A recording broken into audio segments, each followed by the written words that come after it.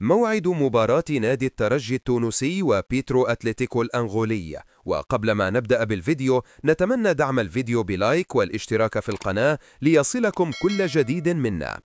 يواجه نادي الترجي التونسي نظيره بيترو أتلتيكو من أنغولا في الجولة الثانية من منافسات المجموعة الرابعة من دوري أبطال أفريقيا.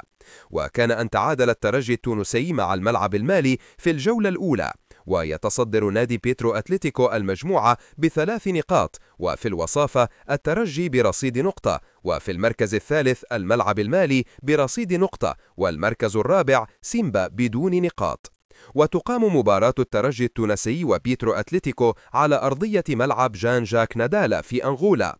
وموعد مباراة الترجي وبيترو أتلتيكو يوم السبت الموافق اليوم 29 من شهر نوفمبر الجاري، وتنطلق صافرة بداية المباراة عند 5:00 مساء بتوقيت تونس، والقنوات الناقلة للمباراة هي قناة بين سبورت.